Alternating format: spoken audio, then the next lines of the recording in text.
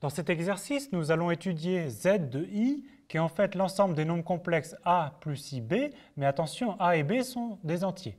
Donc ceci, c'est bien une partie de l'ensemble des nombres complexes, mais en fait, si on veut dessiner cet ensemble, c'est en fait les points qui sont aux intersections du quadrillage entier. Donc ce sont tous les points dont les deux coordonnées x et y sont des entiers, éventuellement négatives. Alors on nous demande dans une première question de voir que la somme de deux entiers de Gauss, donc deux éléments de z de i, reste un élément de z de i. Donc qu'est-ce que c'est que alpha plus bêta? C'est donc a plus ib plus c plus id. Et en regroupant les deux parties réelles, ça s'écrit a plus c plus i fois b plus d.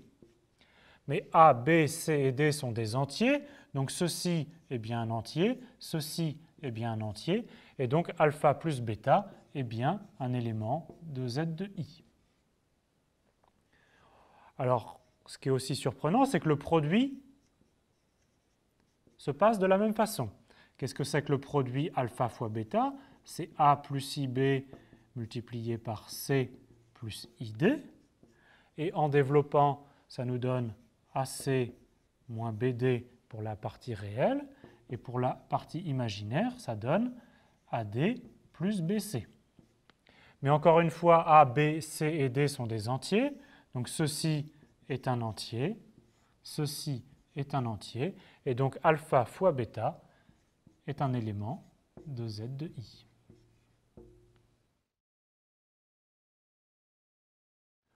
On cherche maintenant les éléments inversibles de z de i.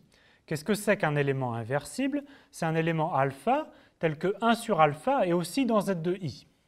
Alors tout d'abord, on va remarquer la chose suivante, que si alpha s'écrit a plus ib, alors le module de alpha, c'est donc racine carrée de a carré plus b carré. Et si on suppose que alpha est non nul, comme a et b sont des entiers, ceci est un nombre plus grand que 1. Donc le module de alpha est plus grand que 1. Maintenant, on cherche un élément inversible. Ça veut dire que 1 sur alpha appartient à z de i. Donc ça veut dire que 1 sur alpha, il s'écrit de la forme a' plus ib', et donc le module de 1 sur alpha, par le même raisonnement que ci-dessus, c'est aussi un nombre plus grand que 1. Donc qu'est-ce qu'on vient de montrer? Que le module de alpha doit être plus grand que 1, et ici que le module de alpha doit être plus petit que 1. Donc pour un élément inversible, le module de alpha est égal à 1. Qu'est-ce que ça veut dire géométriquement? Ça veut dire que alpha est situé sur le cercle centré à l'origine et de rayon 1. Et donc qu'est-ce qu'on a comme possibilité? Soit alpha est égal à 1, soit i à moins 1 ou à moins i. D'accord? Ce cercle ne recoupe notre quadrillage z de i qu'en ces 4 points-là. Et maintenant, il est bien clair que ces 4 points sont inversibles. L'inverse de 1, c'est lui-même. L'inverse de i, c'est moins i. Et l'inverse de moins 1, c'est moins 1. Donc on a trouvé les éléments inversibles de z de i, qui sont ces 4 nombres.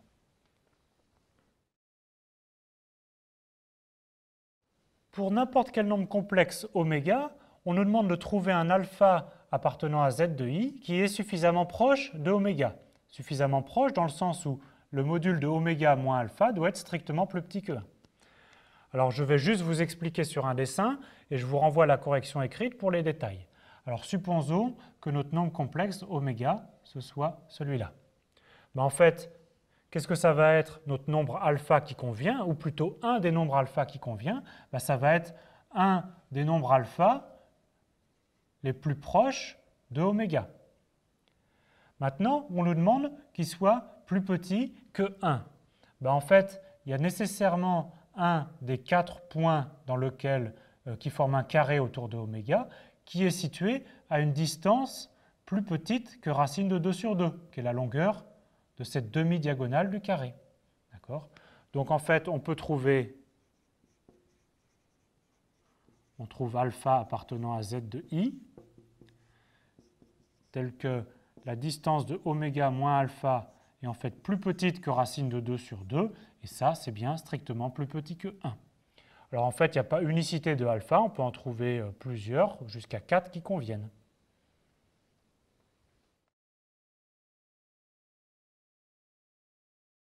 Nous allons pouvoir maintenant montrer qu'il existe une division euclidienne sur l'ensemble Z de I. Qu'est-ce que ça veut dire? C'est-à-dire que si on se donne deux nombres alpha et bêta appartenant à Z de I, on peut trouver un quotient et un reste tel que alpha égale bêta Q plus R, et le module de R est plus petit que le module de bêta. Et attention, Q et R sont aussi des éléments de Z de I. Alors pour cela, on va poser oméga égale à alpha sur bêta. Donc ici, c'est un nombre complexe, a priori, on n'est plus dans Z de I. Et par la question précédente, il existe un élément de Z de I qui est suffisamment proche de oméga.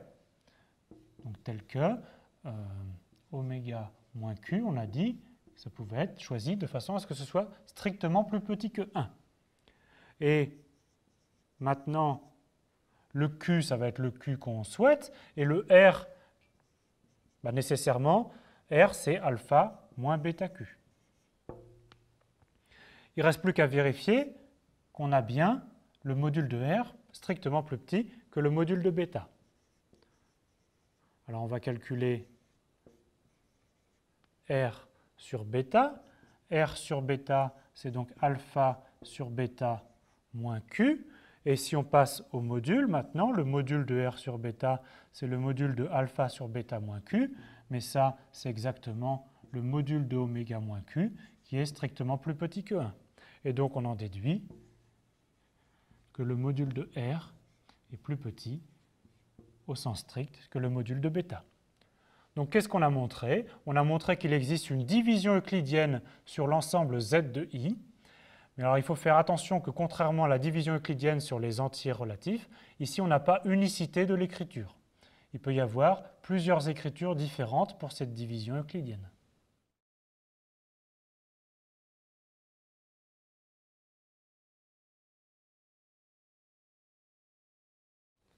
L'ensemble Z de I qu'on a étudié dans l'exercice s'appelle les entiers de Gauss. Et les entiers de Gauss permettent de démontrer le théorème suivant, que pour P, un nombre premier, alors P peut s'écrire sous la forme de la somme de deux carrés, c'est-à-dire P égale A carré plus B carré avec A et B des entiers, si et seulement si soit P égale 2, 1 au carré plus 1 au carré, ou alors P est congru à 1 modulo 4.